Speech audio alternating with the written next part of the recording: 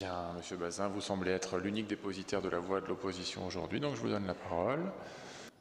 Pas vraiment, Monsieur le Président, puisque vous avez eu de nombreuses interventions de mes collègues Michel Marchal, Jean Loctin, puis je suis sûr que vous saurez apprécier l'intervention finale de notre président de groupe qui se réserve pour la fin. Mais moi, le sujet de l'agriculture me passionne, mais passionne l'ensemble de mes collègues et je n'en ai pas le monopole là-dessus. Et je parle d'ailleurs avec l'appui de Maryse Altermat qui a suivi aussi ces sujets. L'engagement du département aux côtés du monde agricole est apprécié. Sa confirmation est une bonne nouvelle.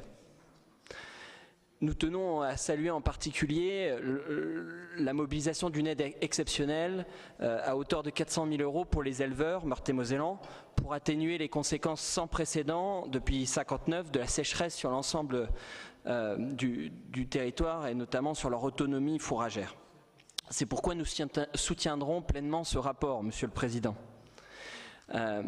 Vous hésitez aujourd'hui à vous adosser sur le dispositif de l'État ou sur les aides de la région pour ce dispositif. Il faudra être vigilant, à mon sens, à ce que ce ne soit pas pénalisant dans l'impact pour les agriculteurs. Et je crois que vous avez raison, si c'est votre direction, à rechercher un adossement au Fonds national de gestion des risques agricoles. Ce sera, à mon avis, la voie la plus juste. Nous espérons aussi que l'agence de paiement ne connaîtra plus de retard, Monsieur le Vice-président aux Finances, afin que notre département n'ait plus à pallier au système d'avance remboursable pour la conversion bio. On peut déplorer le retard de l'agence à nous rembourser, encore la moitié est attendue.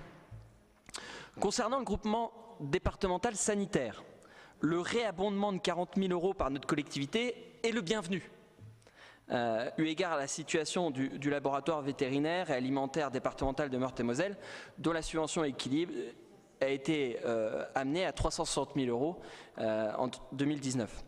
Pourriez-vous d'ailleurs, à ce propos, nous indiquer si vous avez avancé dans des démarches de mutualisation avec les départements voisins en vue d'un regroupement? Je sais que c'est une direction qui pourrait être agréée par notre GDS local et qui pourrait aller dans un bon sens, et on pourrait se servir de la référence de notre laboratoire et être une forme de tête de pont pour l'ensemble. S'agissant du polypic de Rosières-aux-Salines, j'avais d'ailleurs eu l'occasion d'inaugurer le pont des Haras avec Michel Dinet en calèche.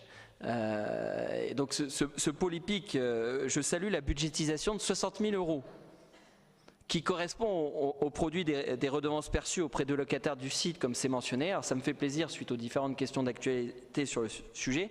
J'espère qu'en 2019, au-delà de la budgétisation, parce qu'on a toujours budgété 60 000 €, c'est qu'ils pourront être réalisés, ce qui n'a pas toujours été le cas ces dernières années. Mais là, je crois que, et la vice-présidente l'a dit, les investissements de sécurité sont bien identifiés et ça irait dans le bon sens, ce d'autant plus que la vente à la région ne va pas intervenir d'ici à la fin de l'année et n'interviendra pas dans les premières semaines, puisqu'il y a encore des études en cours de leur côté et ce n'est pas de notre responsabilité.